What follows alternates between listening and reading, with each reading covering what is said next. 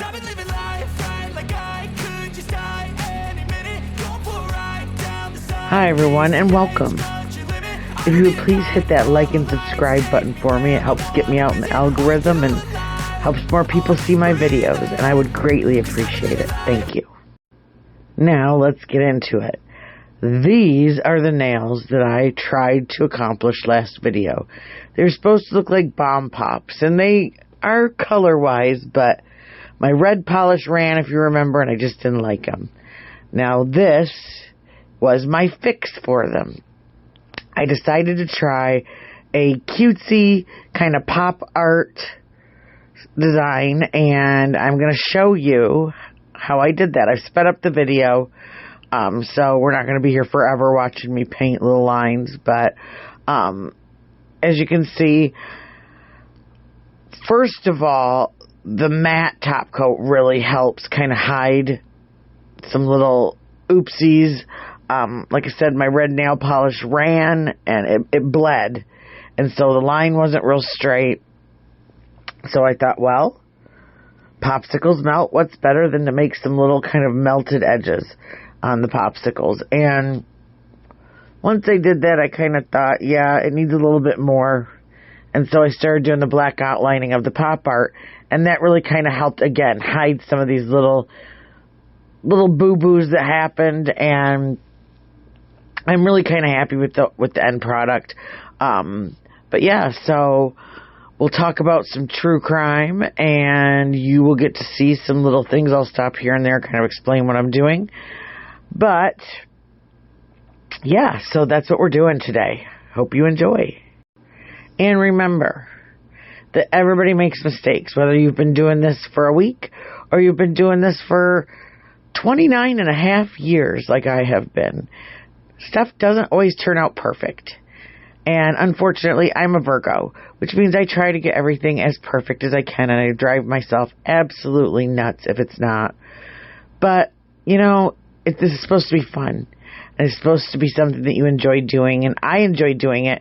And so that's why I try to keep in mind that there's always some kind of little fix. There's always a bow, a flower, a line, a little design, something to hide little discrepancies. And sometimes, like in the occasion with this set, I ended up liking my redemption decoration that I had to cover up more than I liked my original product. So I'm glad this kind of happened, because I didn't get too far in the weeds before I stopped, and I figured out, I just sat and I thought about it for a day, came back and said, okay, let's try this. So yeah, I hope you enjoy watching this, and let's get on to our little bit of a crime talk today. So while I've been busy getting ready for all of my sales, my nail sales, I have not been keeping up on some of the crime stuff. So this week I really tried to watch, and I was trying to find something on Jack and Lilly Sullivan out of Nova Scotia. You know, the two little children that went missing on, I believe it was May 2nd, and they still have not been found. There's just some really weird stuff going on. And, you know, I don't want to put the blame on anybody, because we don't know what happened. We have our theories, we have our thoughts, but we really and truly, the only way we're going to know, there's only two people that really know what happened that morning. And that is Daniel, the stepfather, and Malaya, the mother of these two children. Now, some things have come out, and I'm just kind of wondering. About 2 weeks ago, I was watching Sloan Bella. I like watching her. I don't know how much I believe in that stuff or not, you know, or who I believe or not, but she had come up with a theory. Her theory, what she had read, was very similar to what now, this last week, a relative, an alleged relative, I haven't been able to vet this person or find out if they really are or not, but supposedly the cousin of Malia's grandmother, he has come out and said that what he believes happened is that, or that he knows allegedly what happened is that Malia was planning on leaving Daniel. And so what she did is she set it up to have someone that morning pick up the children at the end of the driveway. And the plan was later that day to get her things and take Meadow and leave. And that she almost got caught by Daniel's mom, who she didn't believe was home that morning, but actually was. And that she panicked. They called RCMP because the children were missing. She was shocked because she didn't think they'd be out there that fast. But see, that morning there was already someone. It was a hiker or someone that had to be rescued. So they already had the drones, the helicopters, things like that, already in that area. Whereas on a regular day, if there was no other call in that area, it would have probably taken a while for all of these resources to get to them, because they really, really are far out. Here we call it living out in the boonies, where you're just kind of that far out where if you need an ambulance or fire truck or whatever, they're coming, but it's going to be double, triple the time that it would be if you're living in town. He goes on to explain that he believes that's the reason why she was so nervous and was kind of odd when she was explaining things.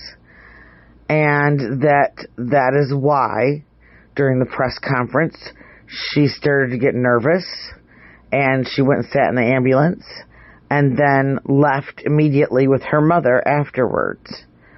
And that, since then, it's rumored that she has left her mother's home and gone to stay at the reservation because that's where her lawyer is. So it's just odd. I don't know if I believe that or not. I don't understand what the point would be of having the children leave before her. They weren't Daniel's. There's not like he could have stopped her. There's text messages that Cody, who is the biological father of Lilly and Jack, the uninvolved biological father, from his mother, where Malia is explaining that she did not realize how controlling Daniel was, I believe, until she moved in with him. I do think, if you look at the pictures from, say, a year ago, maybe a year or two ago, that Lilly and Jack were obviously living in a different home. They were not living in that trailer. And so we're to assume that she probably was living with her mother, with Lilly and Jack. When I looked at the pictures, a lot of the things look similar to the decorations that were in that video of the birthday party. And that, I believe, was at Malia's mother's house, Grandma. And you could just tell it was a nicer house. It was clean.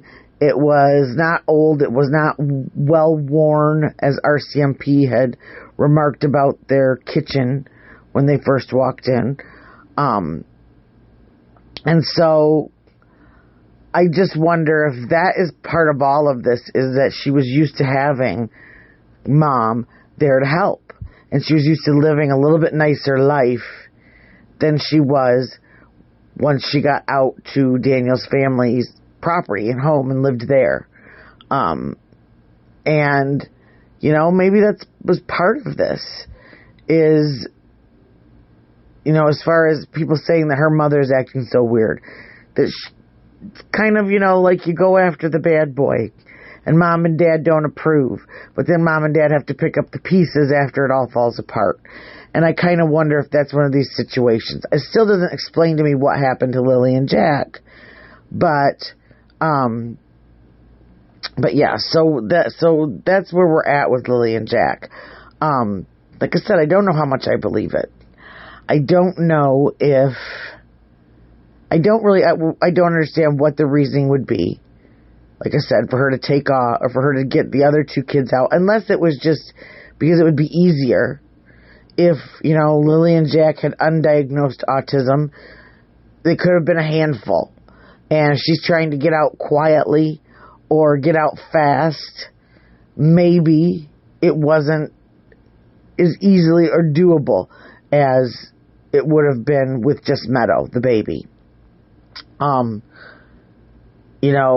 As far as kids on the spectrum, if there is a stressful situation or a heightened, excitable situation like leaving, there's a million questions.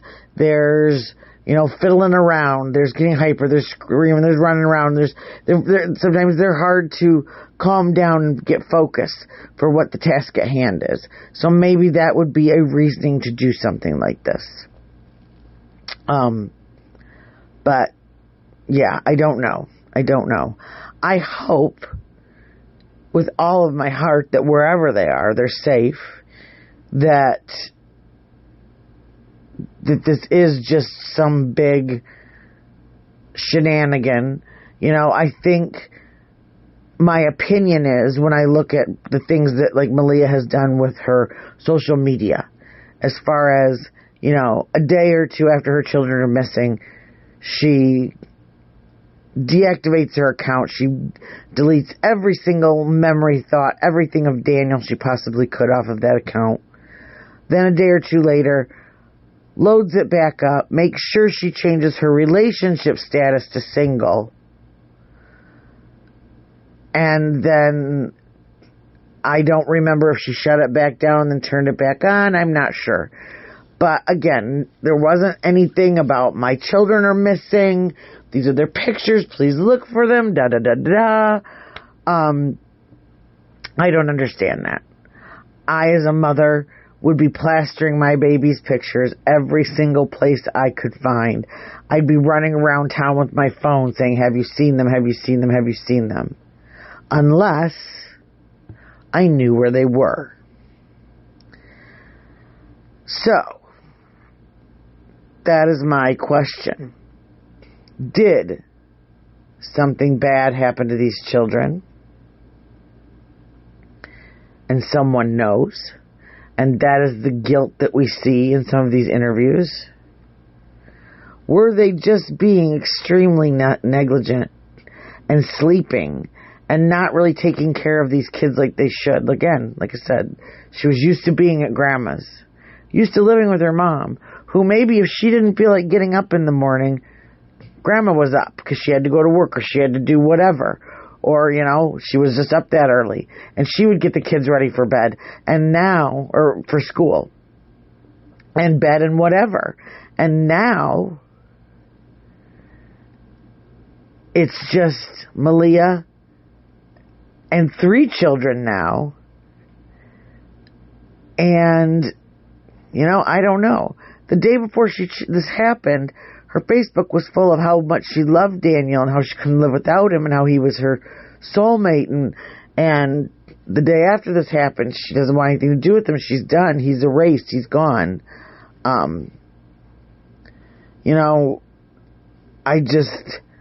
don't know. It bothers me. Something still is not right. Now, another thing that happened this last week is Daniel was interviewed by the news. And something he said is that there's a lot about this that you don't know. And, we've all figured that. I mean, they've been very, very private as far as the details that are being let out. And so there's just some very, very odd things that, we may never find out what those things are. I hope we do. I hope we can all get some closure. I feel like there's a lot of us that, and we usually do with these kids, we get kind of close and we start to think about our own children and our own families and what we would do, and we start catching those feelings. And and especially it's hard if you've got children that are right around the same age as the kids in some of these stories. That really drives it home, at least for me. And if there's any similarities between your children and these children that are hurt and missing and endangered, it's wild. But the other thing that is still bugging me, and I am going through, Plunder went and did a phenomenal job she downloaded every single audio file from the search for these children from, I believe it was like May 2nd to like May 4th or 5th. That whole week and weekend, she downloaded all of those and went through them and cut out all of the non-relevant chatter and put just the audio files of the dispatchers as they were talking back and forth between searchers and between the helicopter pilots, between the drone pilots, between the boots on the ground officers that were out there looking.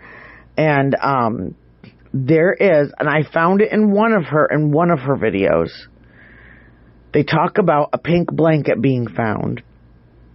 But then that's referred to twice in the one video. And then later on, they also refer to some clothing being found. Now, I'm trying to find the audio excerpt where I swear I remember one of the people on the radio, one of the officers, talking about that Daniel was up at headquarters and that he was waiting to be debriefed or talked to, and the other person on the other side of the radio had said something about asking him about the blanket or the clothing, and I cannot remember which, but I swear that when they did ask him, it was relayed in this radio transmission that the blanket was not theirs and that the clothing was given to the canine officers to give the dogs a scent to track. And that they did it at the side of the road where these clothes were found. Because it was a searcher that found the clothes, a woman that found them. And that they just dropped them there once they got the scent and went on. And so he had asked the officer to mark those where they were so that they knew. So yeah, I don't know. We're just going to have to see. So that's all I've got now. This is the finished product of these nails. And this is what I did to try. And this is my favorite, the ice cream, the popsicle. But I hope you like them and I hope you like today's update. Have a great weekend. Cussy out.